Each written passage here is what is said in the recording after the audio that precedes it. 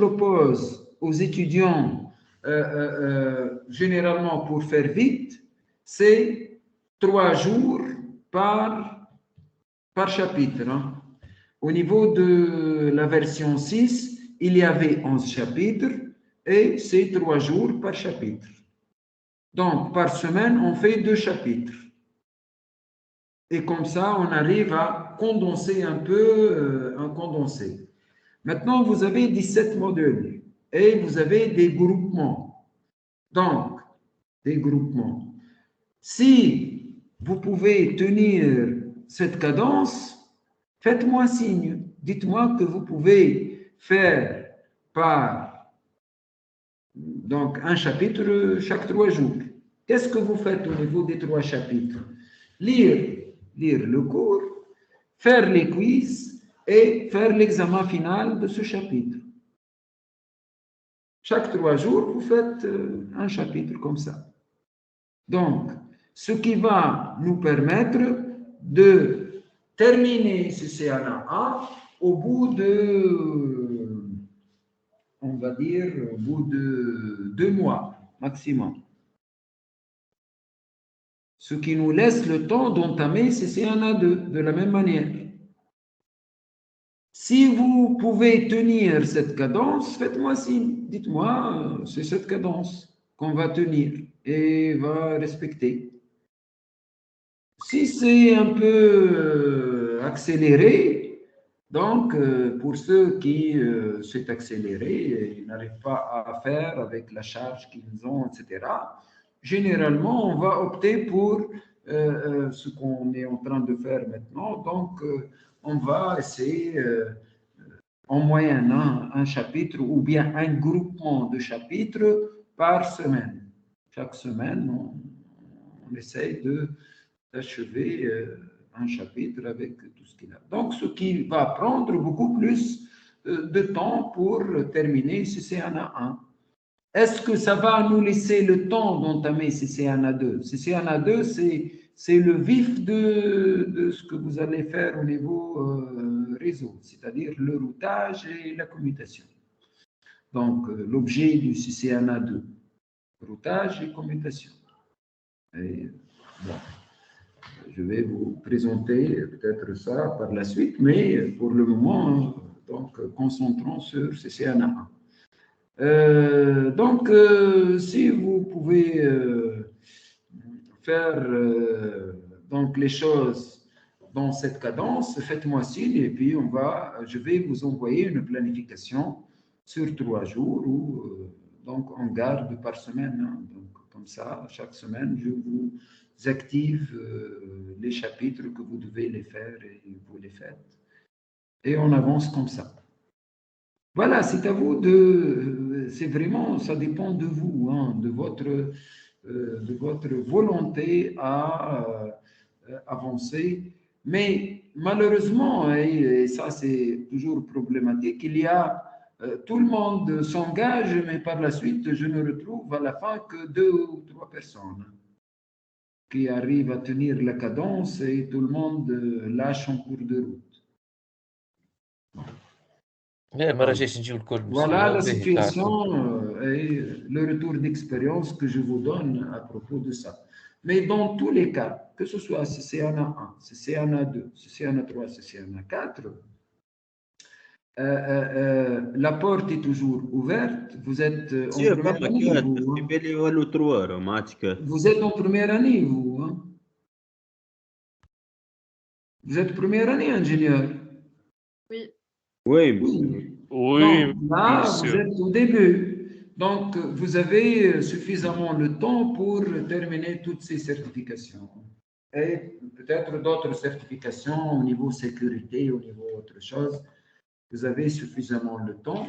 Donc, peut-être les premières certifications, donc, vous allez commencer à s'habituer un peu à la certification, mais les prochaines certifications vont se faire beaucoup plus rapidement que ça, puisque vous avez l'habitude maintenant de les faire et vous avez compris que la démarche et le principe de ces certifications, ça va vous permettre un peu plus rapidement.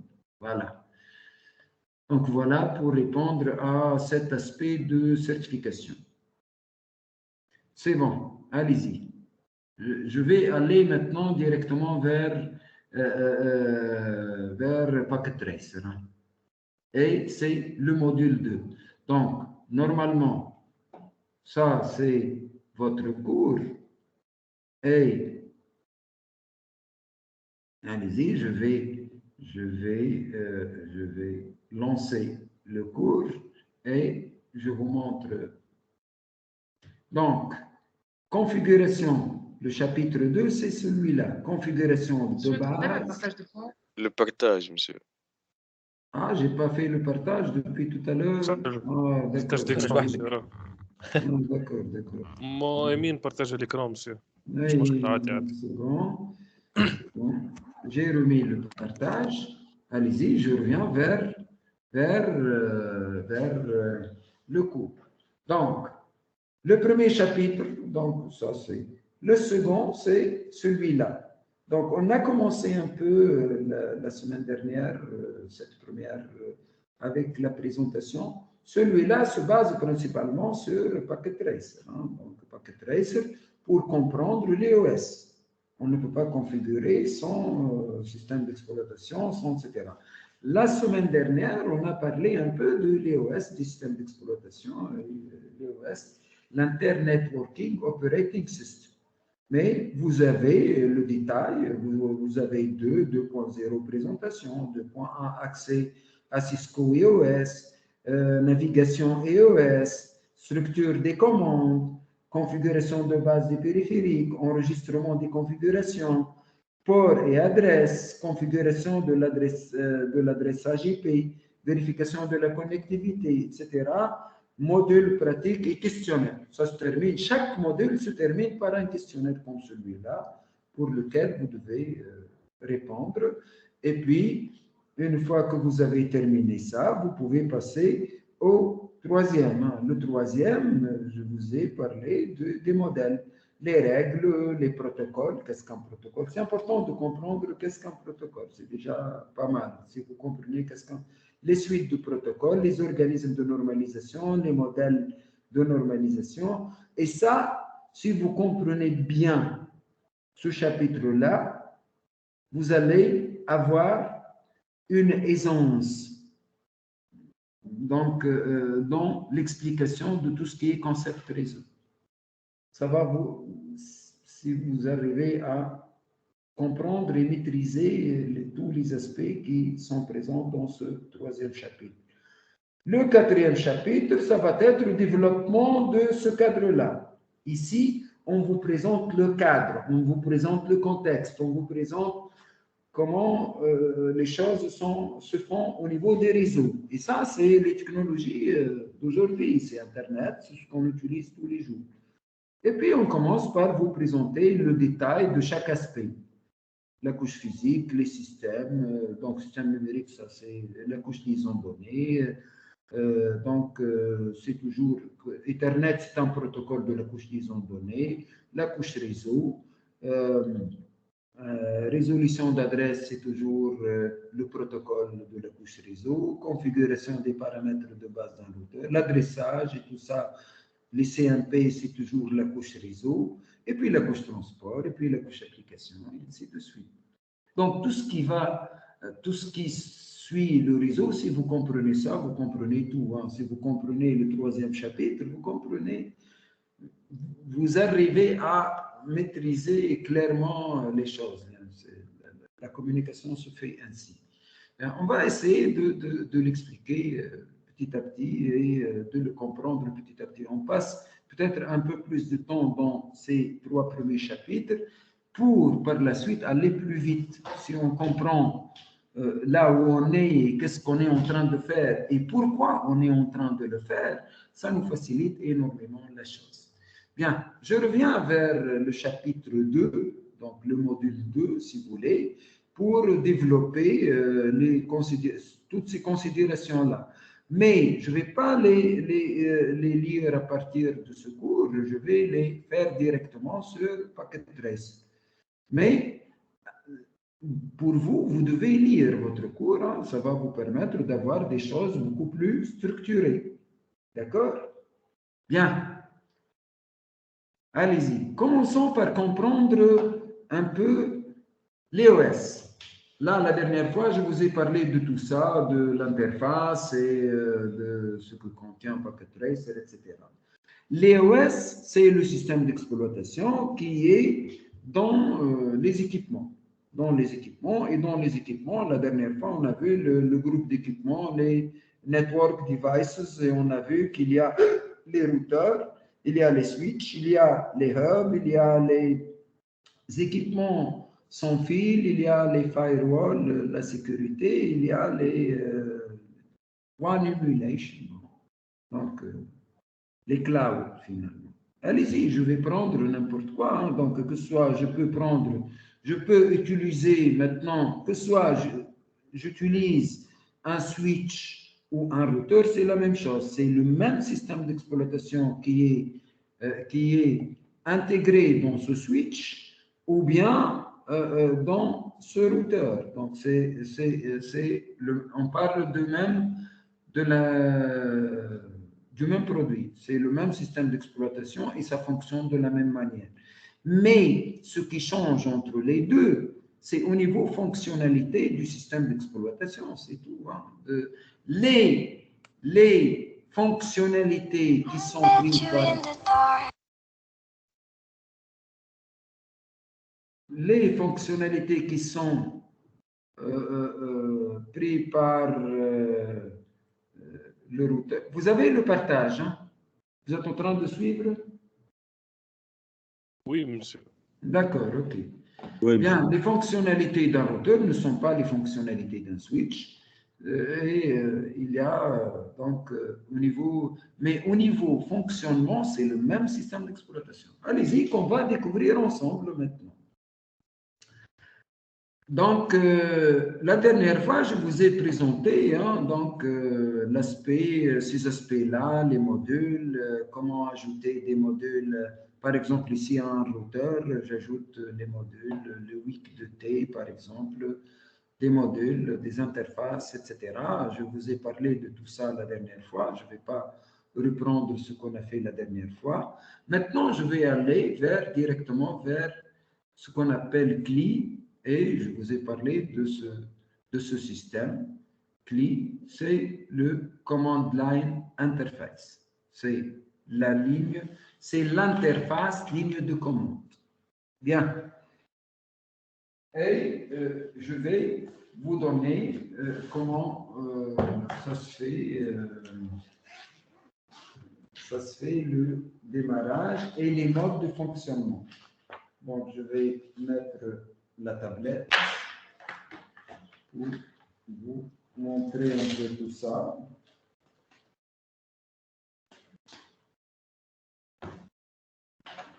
Bien.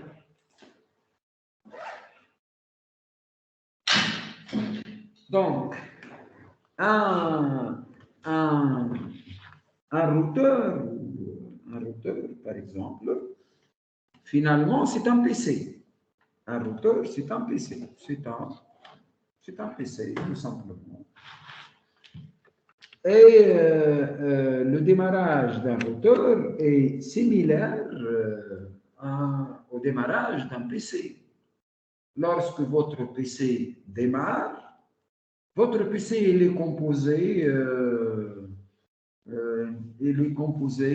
contient une unité centrale, une mémoire centrale, et puis des périphériques.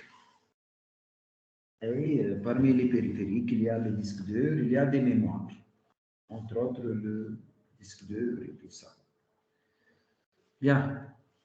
Et lorsque votre PC démarre, il va tout simplement démarrer à partir de votre disque dur, il va démarrer à partir d'un bloc du disque connu, hein, donc le bloc, le MBR, hein, donc le Master Boot Record, et il va commencer le démarrage. Le démarrage commence par rechercher où est placé le système d'exploitation. Le système d'exploitation, c'est un programme qui est enregistré sur le disque dur. On va localiser ce système-là, on va prendre le système et on va le charger dans la mémoire centrale, puisque un programme ne peut s'exécuter que lorsqu'il est chargé dans la mémoire centrale. Une fois qu'il est chargé, donc le système d'exploitation, ce programme, commence à s'exécuter et il commence à vous donner la main. Il commence à personnaliser votre ordinateur, à configurer tout ce qui est à configurer au départ, et puis il vous donne la main et à ce moment-là, vous pouvez commencer à travailler. Pour les OS, c'est la même chose. C'est un routeur, c'est un ordinateur. D'accord, il ne possède pas ni clavier, ni écran. On va voir comment on va pouvoir y accéder, ce système d'exploitation. Pour le moment, comment on accède? On accède à travers une interface graphique. Ça, c'est possible parce que nous sommes sur un simulateur. Mais dans la réalité, pour accéder à ce routeur-là, à cet équipement-là, il faut utiliser un PC. Allez-y, on va prendre un PC à partir. Et puis, il faut utiliser un câble qui est le câble console, celui-là, en bleu. Donc, pour le câble console, on va relier à l'interface série RS232 le câble console et côté PC et côté routeur, on va le relier au port qui s'appelle port console. Et une fois que c'est fait, donc on va ouvrir le PC. Et lorsqu'on suppose que les PC qui sont ici au niveau simulateur sont des PC qui sont équipés, par exemple, de Windows. Windows. Or, en démarrant le PC, le PC va démarrer, il va donner un bureau, le bureau, voilà, le bureau, desktop, le bureau, votre bureau. C'est comme ce bureau-là, voilà, c'est ce bureau-là. Voilà, ça c'est un bureau. Vous voyez qu'il y a beaucoup d'icônes, de dossiers, des applications, des raccourcis, etc. C'est la même chose, c'est ce bureau-là. Mais dans ce bureau-là, puisque vous allez travailler sur le réseau, on vous a mis des programmes dans votre bureau qui vont servir pour travailler sur les réseaux, tout simplement. Ça, comme si vous avez un programme, un PC Windows qui est là, celui-là, et vous avez lancé ce PC-là, et ce PC, vous pouvez l'utiliser à travers les applications qui sont dans votre bureau. D'accord? Est-ce que c'est clair, ça? Bien. Oui. Nous, on veut utiliser le PC pour utiliser le clavier et l'écran du PC pour qu'on puisse accéder à l'équipement routeur, au système d'exploitation de l'équipement routeur. Pour cela, au niveau Windows, il y a une application qui permet de le faire à travers votre PC réel, qui est l'application Hyperterminal. Dans Windows, il y a une application qui s'appelle Hyperterminal. Si vous ne l'avez pas, vous pouvez l'installer.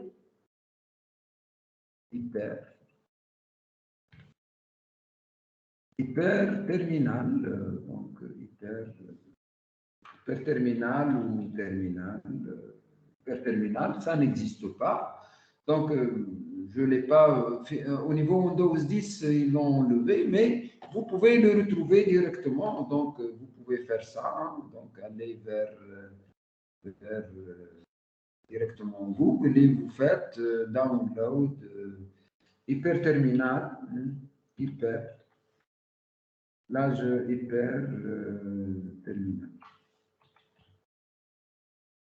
Hyperterminal Windows 10. J'ai Windows 10. Téléchargez Hyperterminal sur Windows 10. Vous téléchargez l'application, vous l'installez, puis vous êtes bon.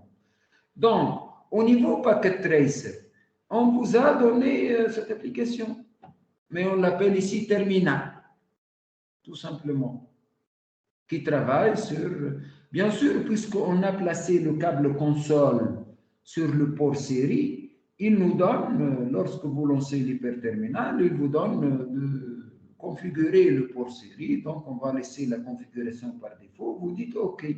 Une fois que vous dites OK, qu'est-ce qu'il vous affiche? Il vous affiche le routeur directement. Là, vous êtes connecté directement à travers le câble console, à travers votre PC et votre clavier, vous êtes sur le routeur. Si je fais le redémarrage du routeur, celui-là, si je fais ça, allez-y, vous voyez ce qui se passe. Je fais ça. Allez-y, je vais aller vers Physical. J'attends le routeur. J'ai éteint le routeur. Je reviens vers la câble console, bien sûr. Donc, si je fais, il n'y a rien. Rien ne se passe. Allez-y, j'allume le routeur maintenant.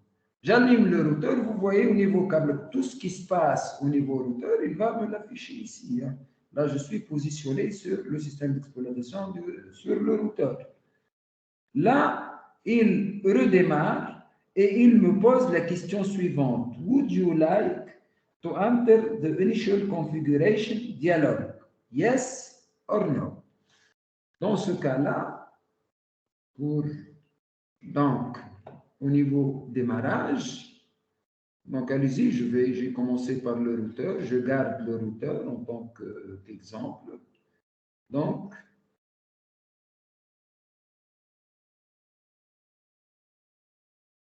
ce mode,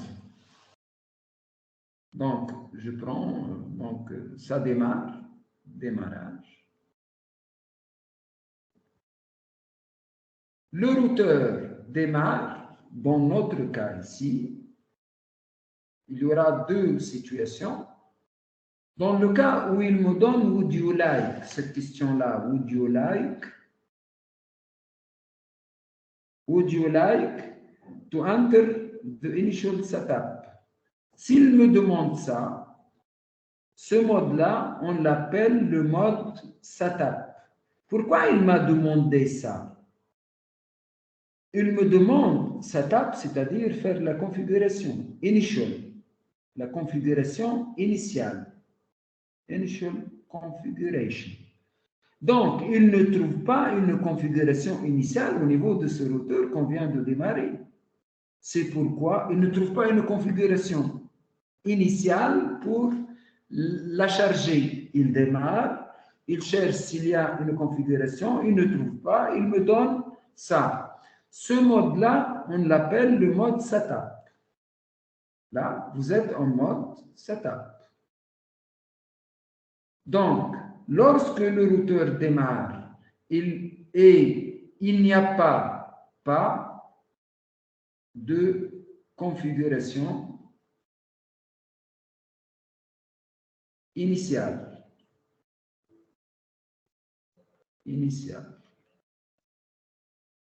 Donc, il passe en mode setup. Bien. Qu'est-ce qu'il faut faire? Est-ce que si vous allez dire oui, si vous allez répondre oui à cette question-là, il va vous, allez-y, je dis yes, par exemple, yes. Il va commencer, il commence à me poser des questions. Voilà, yes. At any point, you may enter a question mark, point d'interrogation, for help. Use Ctrl-C to abort configuration dialog. Would you like to enter basic management setup? Yes. Le basic management setup. Basic, c'est-à-dire la configuration de base. Enter hostname. Par défaut, le hostname, donc c'est root. Si vous voulez changer le hostname, écrivez ici ce que vous voulez changer, etc. Il va poursuivre les questions comme ça, etc. Et il est en train de vous aider, mais c'est un assistant. Et ça, ce n'est pas fait pour les techniciens réseau, pour ceux qui travaillent les réseaux. Les techniciens réseau, vous, c'est-à-dire, vous n'êtes pas à configurer les choses comme ça, à travers des assistants. Donc, généralement, et ça c'est la règle au niveau Cisco, à la question Would you like to enter initial configuration, on répond par non. Donc, si, allez-y, je vais redémarrer. Allez-y, j'arrête le routeur, je fais le redémarrage du routeur, ça redémarre. Vous voyez que ça redémarre. Il va me poser la même question puisque je n'ai pas terminé. Lorsqu'il vous pose la question Would you like to enter vous dites non. Vous dites non toujours. Vous répondez non ici. À cette question, vous répondez non. Lorsque vous dites non, press Enter to get started. Il vous dit tapez Entrée pour commencer. Je tape Entrée. Là, il va aller vers un autre mode. C'est celui-là, routeur supérieur. Ce mode-là, routeur supérieur. Ce mode routeur supérieur, ça c'est le mode setup. Donc, il va passer vers un autre mode qui est routeur.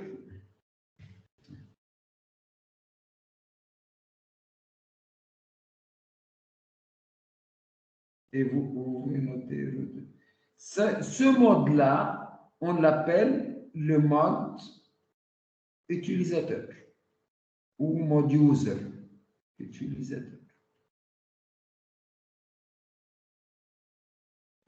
Et c'est lorsque vous avez supérieur comme ça, vous êtes en mode utilisateur. Et en mode utilisateur, vous n'avez pas beaucoup vous n'avez pas beaucoup de droits. Hein? Donc, vous ne pouvez rien faire. C'est-à-dire, à partir de ce mode, vous ne pouvez pas configurer. Pour voir un peu qu'est-ce qu'on peut faire à partir de ce mode, le mode utilisateur, vous tapez point d'interrogation. Lorsque ça, c'est, je suis en train de vous montrer comment ça fonctionne l'EOS. Ça, c'est l'EOS. Maintenant, on est dans l'EOS. L'Internet Working Operating System. Donc là, au moment du démarrage, il vous a indiqué le nom du système. Cisco EOS Software, la version du Cisco, etc. La version 12.04, etc. Donc là, il vous a donné tout dans ce texte-là. Bien. Lorsque je fais point d'interrogation, il m'affiche le help comme ça. Donc, qu'est-ce que je peux taper ici? Qu'est-ce que je dois taper après routeur supérieur? Qu'est-ce que je peux taper? Je peux taper tout ce que je veux. Mais c'est quoi? Mais pas tout ce que je veux, ça ne veut rien dire. Si je tape comme ça tout ce que je veux, ça ne veut rien dire. Là, il passe à rechercher dans un serveur DNS qu'est-ce que je suis en train de taper. Ça, il ne trouve pas, donc c'est pas ça. Bien. Lorsque vous faites point d'interrogation, il comprend ça, bien sûr. Il comprend c'est une commande, finalement, donc pour lui. Et il me donne toutes les commandes qui sont disponibles dans ce mode-là. Pour le mode utilisateur, il y a ces commandes-là. Il y a connect, il y a disable, il y a disconnect, il y a enable, il y a exit, il y a logout, il y a ping, il y a resume, il y a show, il y a SSH, il y a telnet, il y a terminal, il y a traceroute. Voilà ce qu'il y a comme commande. Ce n'est pas beaucoup de commandes. Donc et puis, toutes ces commandes-là sont des commandes qui ne permettent pas, en quelque sorte, de configurer. Après avoir cherché, hein, donc il a perdu un peu de temps, donc, il ne trouve rien. Il me dit unknown command. Unknown command for, etc. Enable to find computer address. Donc, là, il ne trouve pas. Bien. Donc, puisque j'ai tapé n'importe quoi ici.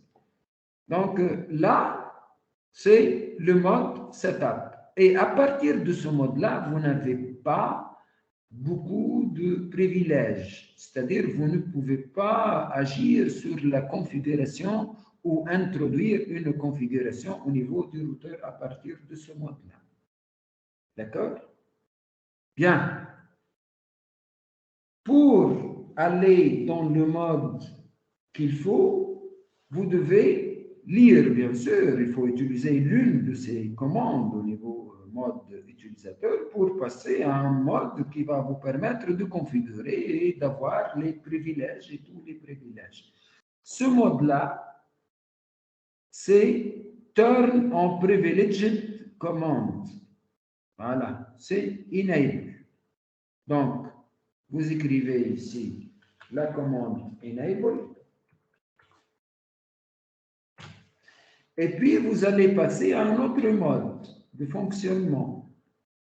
Router dièse.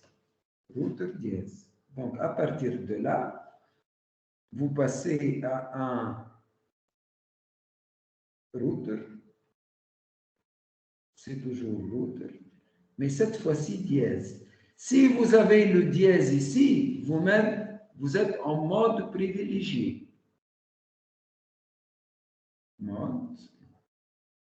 Mode privilégié, ou mode exec.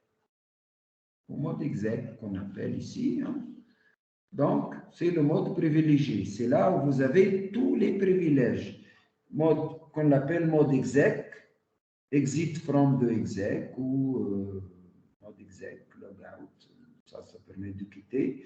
Ou bien privileged commande, ou bien le mode privilégié. Voilà. Donc, on passe dans ce mode-là. Et dans ce mode-là privilégié, nous avons tout. On peut tout faire. On peut tout faire. Hein? Tout faire. Hein? Vous voyez, ce n'est pas la même liste des commandes. Hein? Ça peut être les mêmes commandes, mais ce n'est pas la même liste. Cette liste est beaucoup plus longue. Il y a more. Donc, vous pouvez avoir une liste beaucoup plus longue de commandes qui sont disponibles dans le mode privilégié. Comme auto, clear, clock, configure, connect, copy, delete, disable, disconnect, enable, erase, exit, etc. Show, SSH, traceroute, undebug, VLAN, write, etc. Bien. Vous voyez que ce n'est pas les mêmes commandes, hein. Ce n'est pas le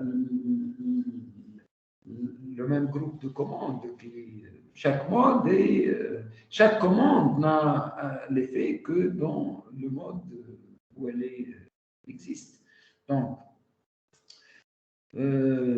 voilà. Donc, dans ce mode-là, nous avons la possibilité de tout faire. On peut tout faire à partir de ce mode. Configurer, effacer,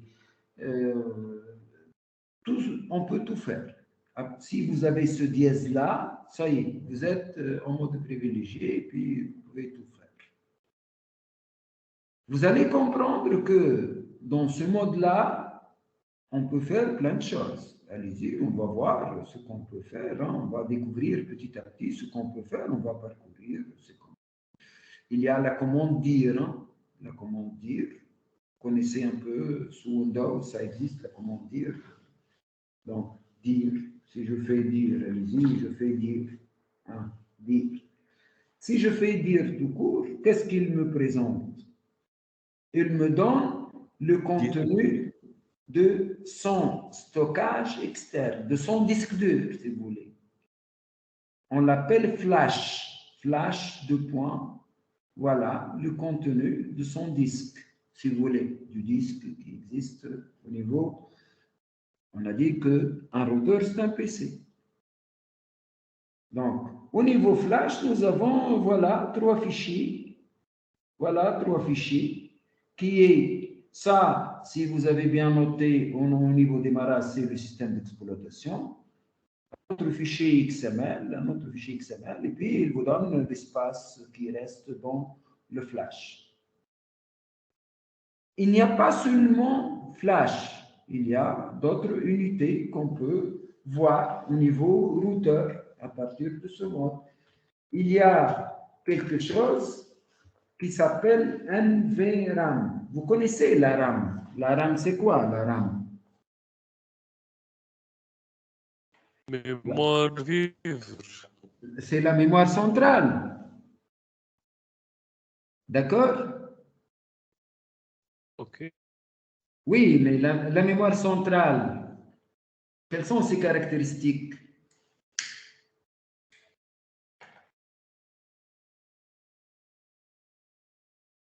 La mémoire centrale, elle est caractérisée par quoi?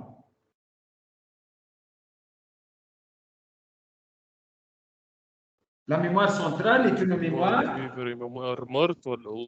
Ah non, c'est pas morte. Hein. La mémoire centrale, c'est une RAM vive. Pas morte, فما vive. اي قلت لك ميموار فيف قلت لي ليه قلت لي ميموار Oui, سنترال oui, non, non, c'est une هذاك mémoire سألتك انا مسيو vive. Mémoire morte, mémoire vive, ce n'est pas une caractéristique. Ce n'est pas une فوالا ميم caractéristique. شوز نعرف Non, non, ce n'est pas une caractéristique, واضح moi je parle, ce n'est pas une propriété finalement. La mémoire peut être morte ou vive. Morte ou vive, une mémoire, hein, en deux mots, hein, rapidement. Une mémoire, c'est un dispositif matériel qui permet de faire trois opérations. C'est tout. Trois choses. L'enregistrement, le stockage et la restitution de l'information. Tout dispositif qui peut faire ça, on l'appelle mémoire. Tout dispositif qui peut enregistrer l'information, stocker l'information et restituer l'information est une mémoire. La mémoire morte, c'est une mémoire qui ne permet pas de faire l'enregistrement. Une mémoire qui ne permet que le stockage et la restitution de l'information, on l'appelle mémoire morte. C'est-à-dire qu'on ne peut pas enregistrer dessus. Et dans l'ordinateur, il y a plusieurs types de mémoire. Il y a la mémoire centrale, qui est une mémoire électronique, mais allez-y, très rapidement, on va aller au but directement. C'est une mémoire électronique, mais sa caractéristique la plus importante, en plus de la capacité, du temps d'accès et tout ça, donc c'est la volatilité. C'est une mémoire volatile. C'est une mémoire électronique. Et si c'est électronique, c'est-à-dire que les bits de la mémoire sont des composants électroniques. Et un composant électronique qui n'est pas alimenté en courant électrique, est-ce qu'il est fonctionnel? Est-ce qu'il peut fonctionner?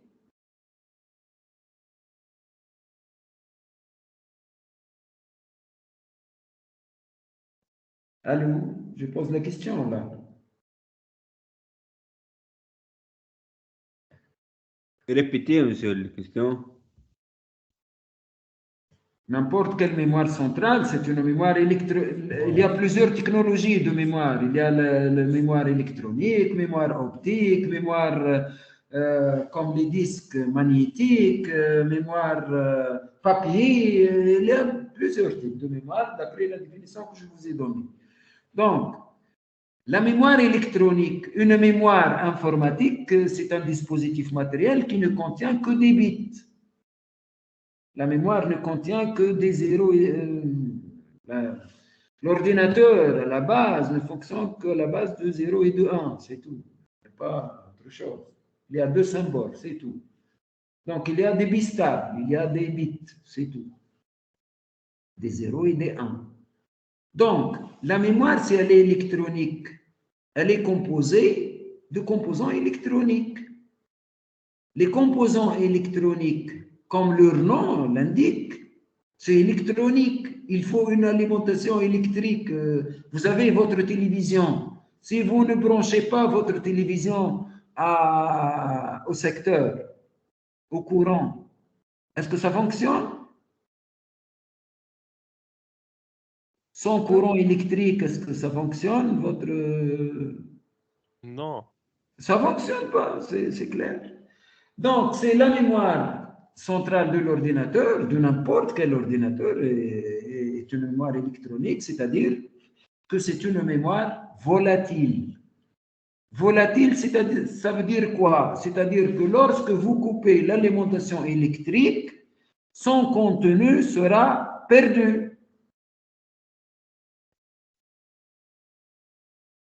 Et cette propriété ou bien cette caractéristique de la mémoire, on appelle quoi? Volatile. On dit que la mémoire centrale est une mémoire volatile. Est-ce que votre disque dur est une mémoire volatile?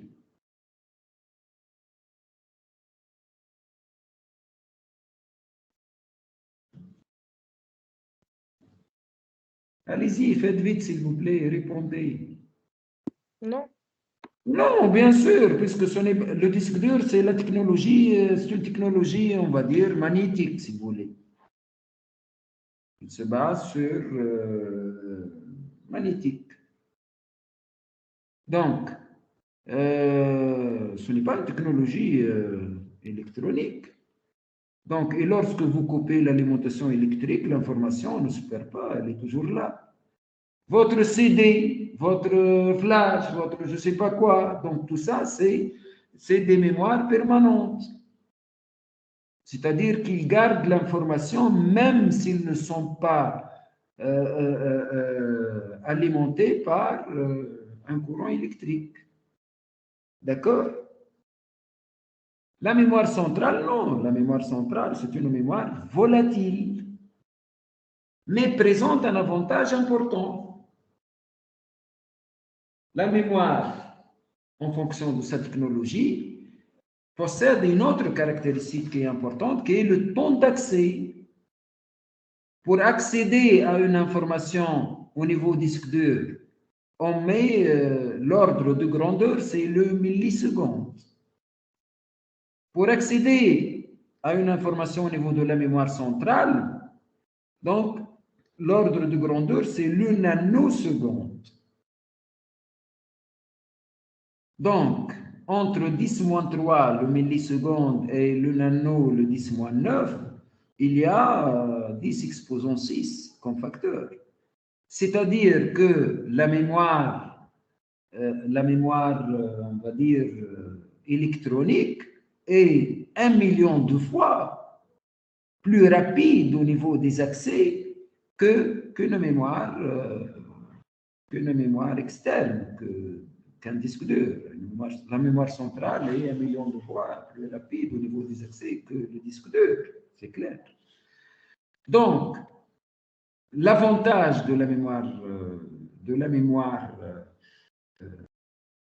centrale, c'est le temps d'accès. Il y a les HDRAM et les SRAM, il y a beaucoup de variantes de mémoire électronique et chacun donc a son propre temps d'accès, etc. Bien, peu importe tout ça.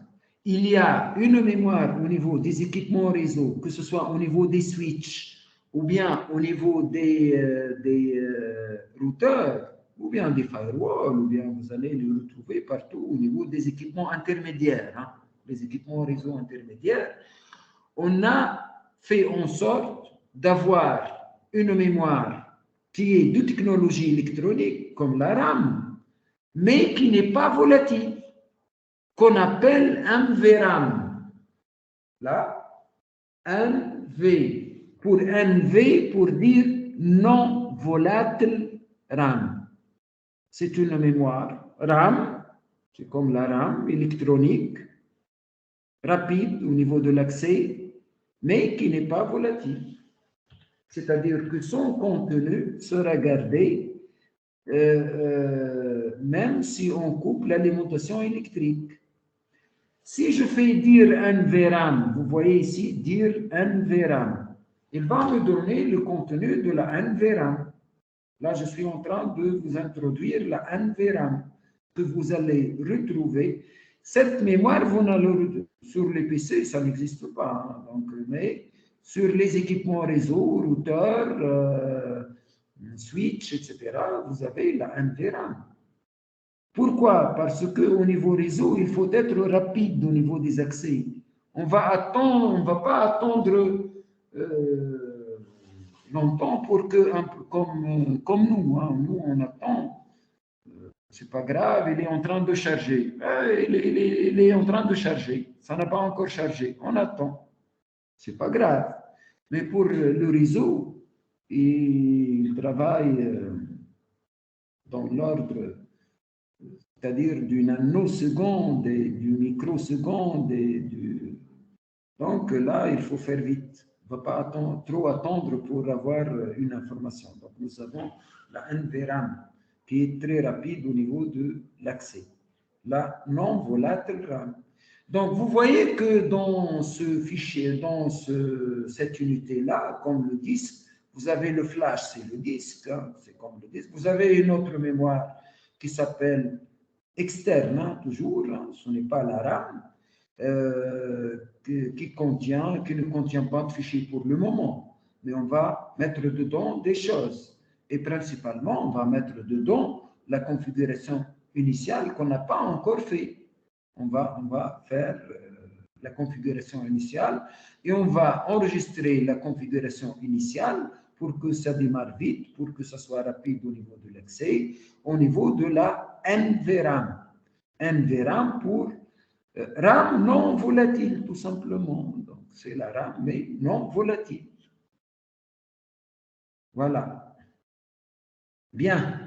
Il y a d'autres commandes, je reviens vers ce mode privilégié, il y a plein d'autres commandes hein, qu'on va utiliser et vous allez comprendre dans ce mode-là la commande la plus utilisée que vous allez utiliser tout le temps. C'est cette commande-là qui s'appelle show. Show. Show, show, show, show, show. Voilà, cette commande. Show running system information. Show. Cette commande va vous permettre de voir tout. Donc, allez-y, j'utilise show par exemple. Vous voyez là donc les commandes.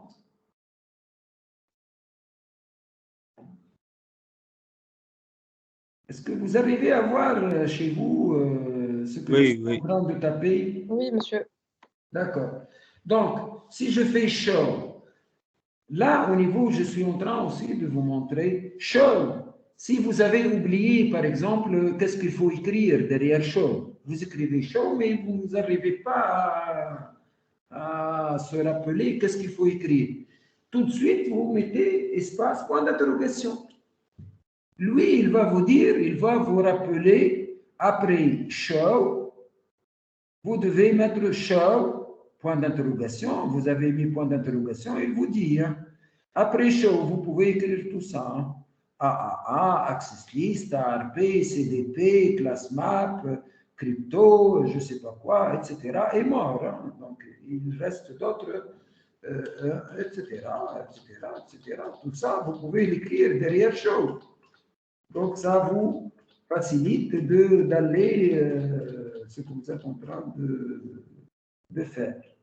Donc, bon, puisque j'ai show, et puis je veux voir qu'est-ce que ça contient comme configuration au niveau de la mémoire centrale. Maintenant, actuellement, qu'est-ce qu'il contient dans sa mémoire centrale, dans la RAM, pas la NVRAM.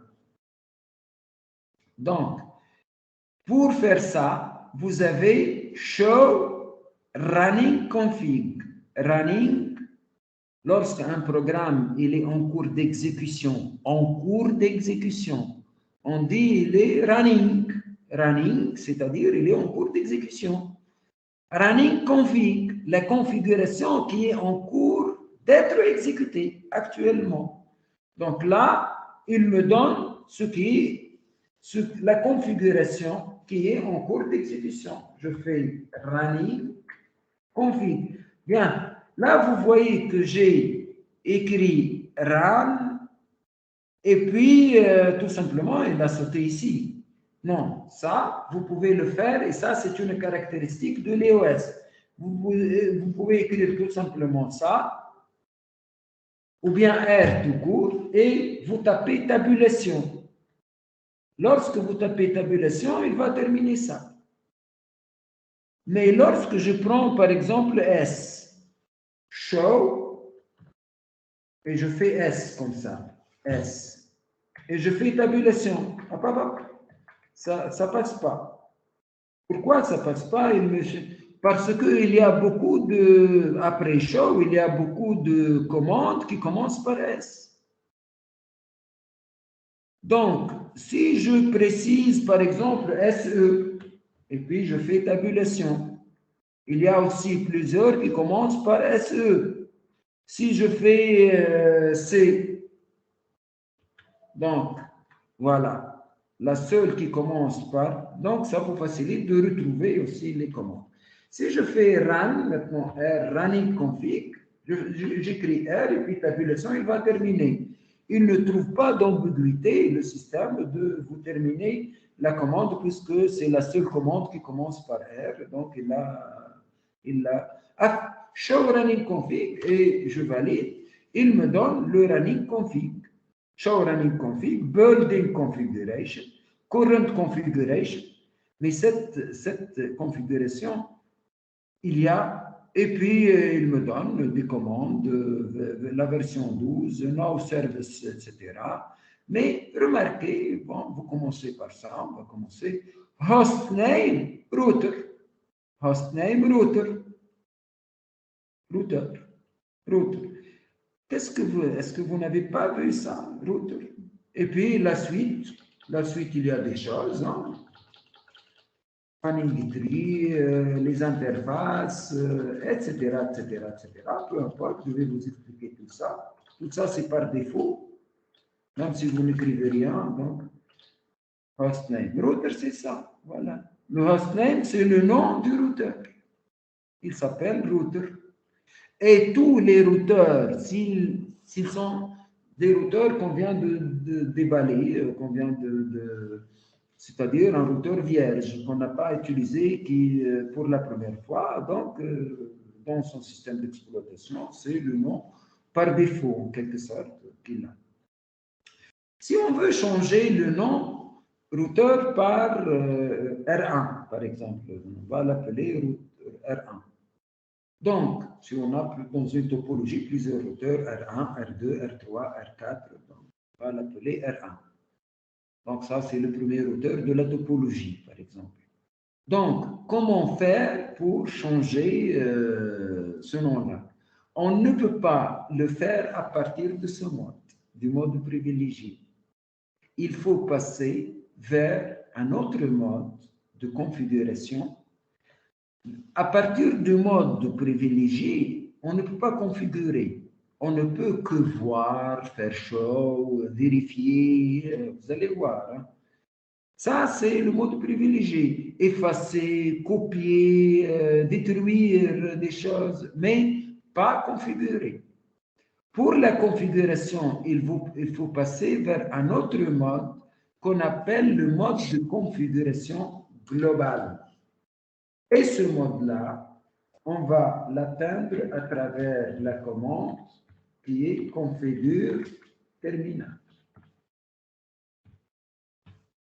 Configure terminal. Donc, configure terminal, il passe dans un autre mode qui est router et entre parenthèses, il vous met config. Et dans ce mode-là, on peut faire comme son nom l'indique. On passe vers un mode. Donc, si on écrit ici configure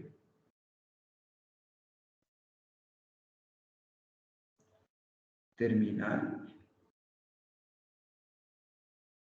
entrée, on va passer dans un autre mode qui est router,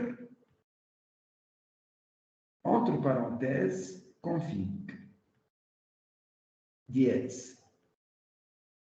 Et ça, c'est le mode de configuration globale. Le mode de configuration globale. Bien. Dans ce mode-là, on trouve également beaucoup de commandes. Vous faites point d'interrogation, il va vous afficher la liste des commandes. D'autres commandes, il y a plein de commandes qui ne sont pas nécessairement dans le mode privilégié ou dans les autres modes. Donc, à partir de ce mode, là, je vais aller directement vers ce que vous cherchez. On veut changer le nom du routeur.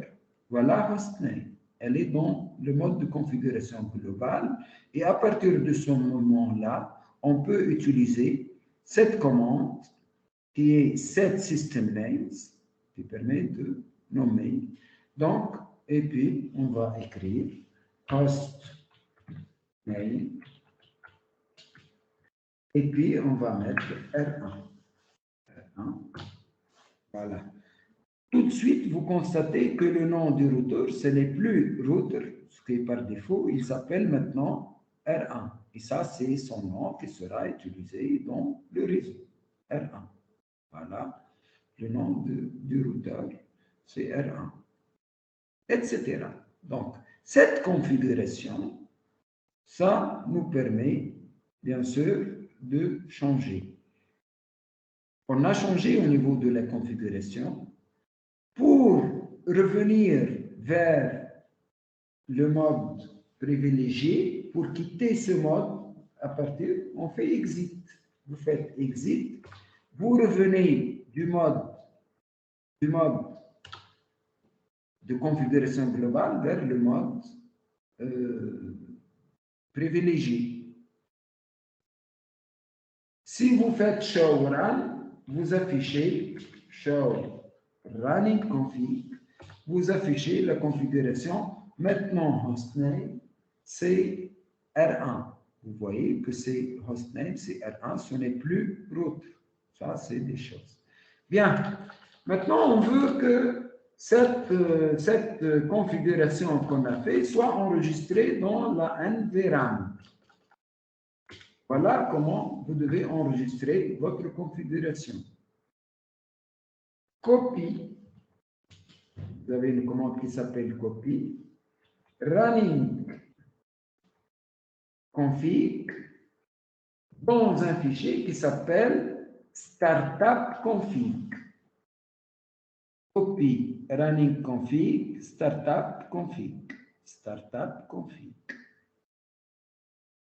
Donc, vous faites copy running config. La configuration qui était en cours et qu'on a modifiée, ça s'appelle R1 maintenant, et on va la copier dans la configuration initiale. Donc, on valide ça. Il me demande si je confirme ce nom-là. Je confirme. Maintenant, building configuration, OK. Où est-ce qu'il a enregistré ce startup config? Allez-y, on va voir. Tout à l'heure, on a fait dire NVRAM. Et on a trouvé que c'est vide. Maintenant, ce n'est plus vide. La NVRAM contient la startup config. Et si on redémarre le routeur, allez-y, je vais redémarrer le routeur à partir du système directement. Si je fais ici, pour redémarrer le routeur, je fais reload. Reload. Proceed with reload, confirme, vous confirmez.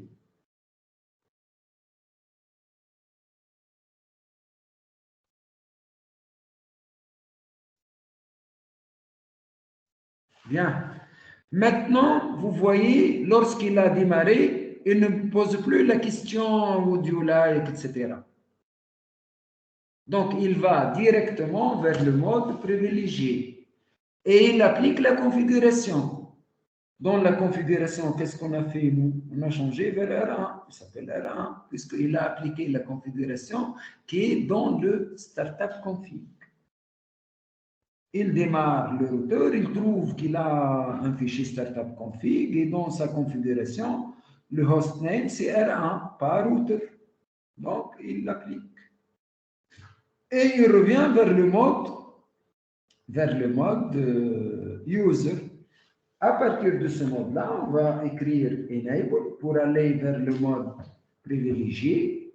Et à partir de ce mode privilégié, on peut aller vers le mode de configuration globale, configure terminal pour aller vers le mode de configuration globale. Et à partir du mode de configuration globale, on va passer vers plusieurs autres modes. On va les voir en détail, peut-être pour les allez-y, on va voir plusieurs autres modes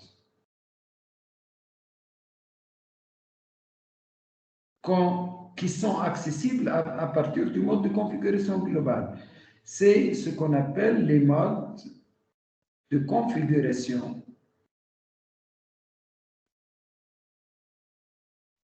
spécifique.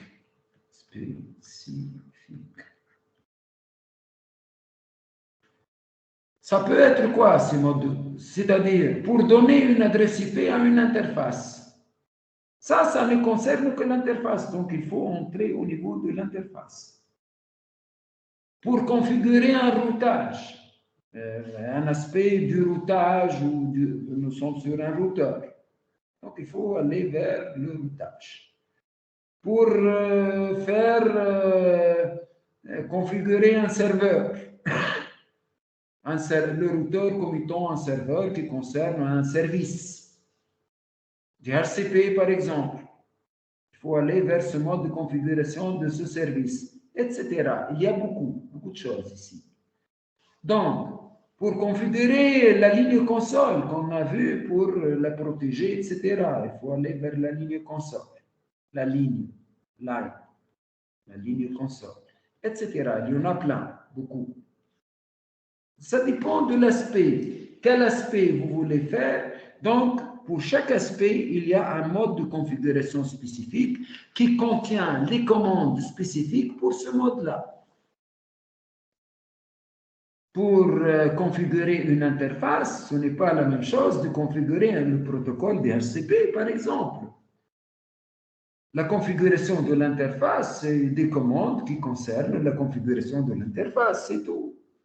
Pourquoi mélanger les commandes qui concernent la configuration d'une interface avec les commandes qui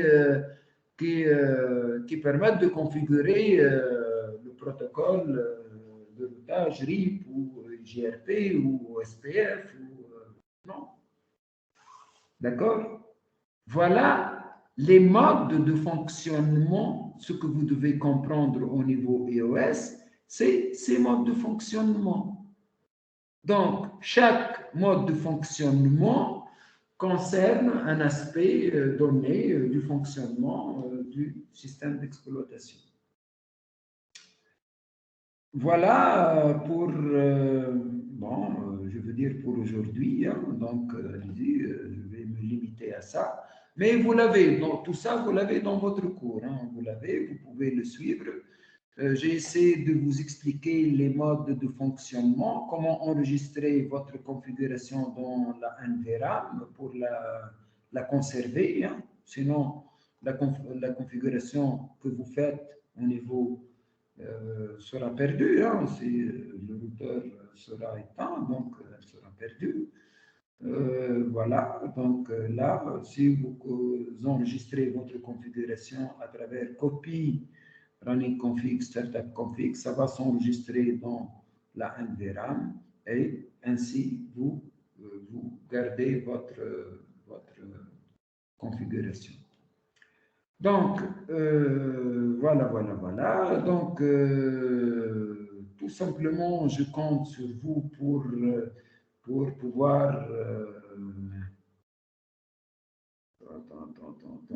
pouvoir poursuivre le développement de tout ça. Je vais, bien sûr, la prochaine fois, je vais vous donner une activité. Une fois que vous avez terminé cette partie-là, il faut la terminer.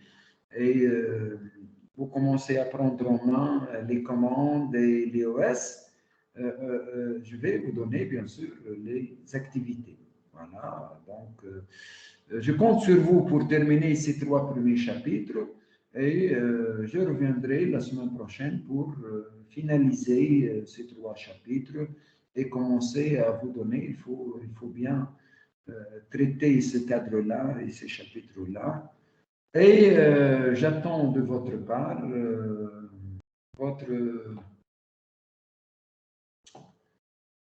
votre réaction à propos de comment programmer ça. Comment programmer ça pour, si vous voulez faire en accéléré, ou c'est à vous de voir. C'est à vous de voir et discuter entre vous. Je ne sais pas si...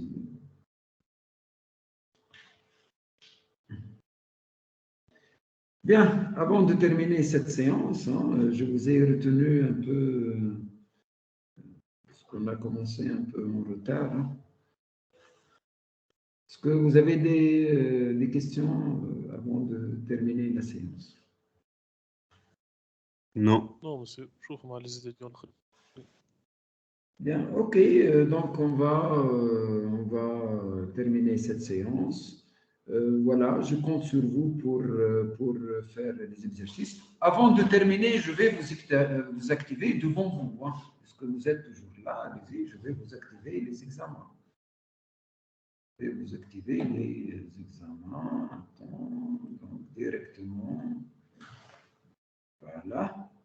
Je vais vous activer les examens sur, bien sûr, au niveau université centrale. Notre cours va être bien. Donc, les examens 1-3. Les examens 1-3, voilà. Donc, je vais vous les activer pour...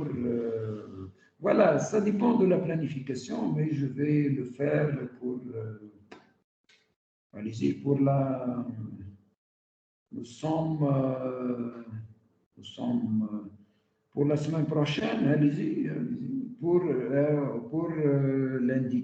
Voilà, pour lundi prochain.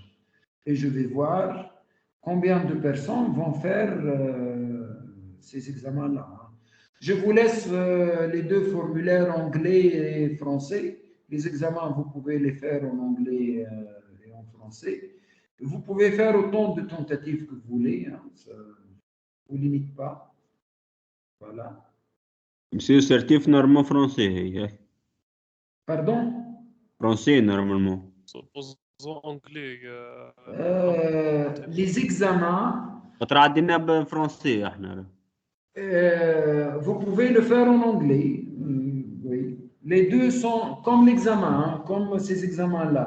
Là, maintenant, l'examen est activé. Vous pouvez commencer à faire ces examens-là. Les trois premiers modules. Et la semaine prochaine, en fonction de ça, je vais vous activer les examens 4 et 7 et 8 et 10, et par la suite 11 et 13, et 14 et 15, et 16 et 17. Et puis, si on termine ça, on va passer pour l'examen blanc. L'examen final, vous pouvez le faire en anglais. Pour ceux qui préfèrent en anglais, je peux laisser l'anglais pour eux. Les français خير monsieur. خاطر ثم برشا. Bon, c'est comme vous voulez. Il y a, خاطر les باش deux نكون sont anglais. disponibles et c'est à vous de voir. Moi, je laisse toujours les deux formulaires anglais et français et vous choisissez ce que vous voulez. مش مشكلة من الفوق تبدل اللونجاج كيف جبت التعديات تحب تحطها أي فرنسي نعرف. تحب تحطها عربي أو أنجلي كيما تحب. فماش عارف اوكي في بالي.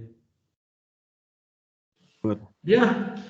اوكي. Voilà, donc voilà, la semaine prochaine, j'espère que je retrouve vos tentatives au niveau de ce premier examen.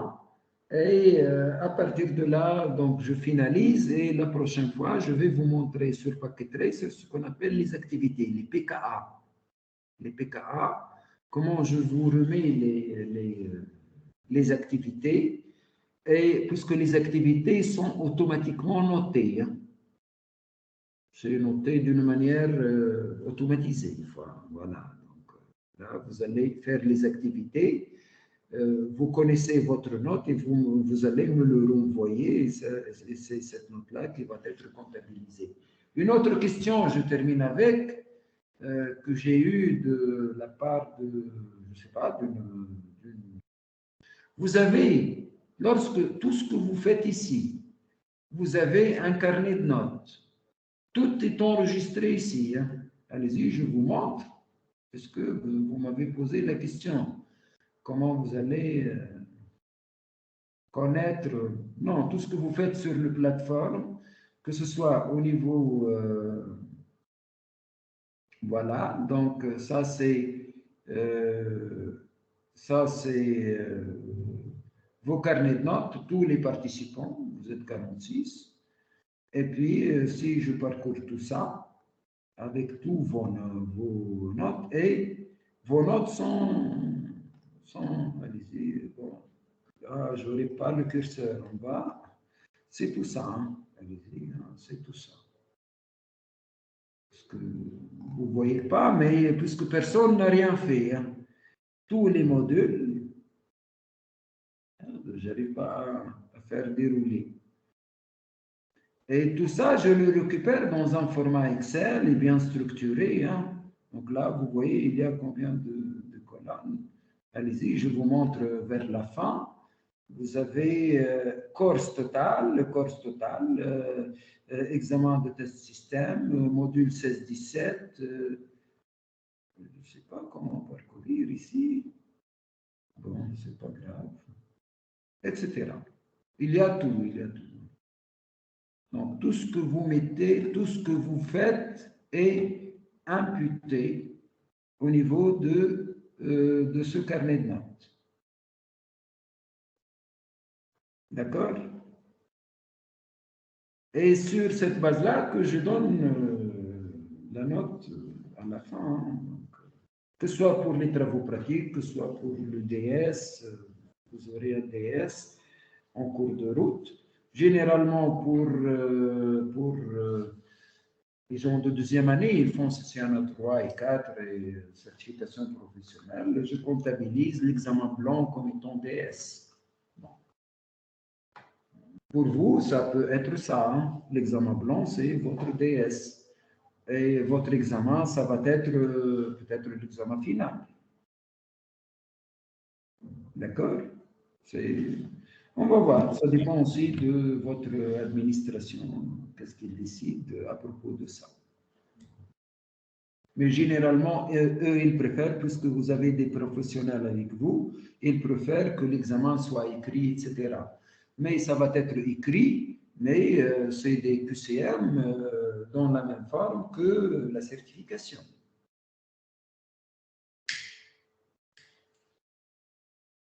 D'accord? Voilà, si vous n'avez plus de questions, donc on va terminer cette séance. D'accord.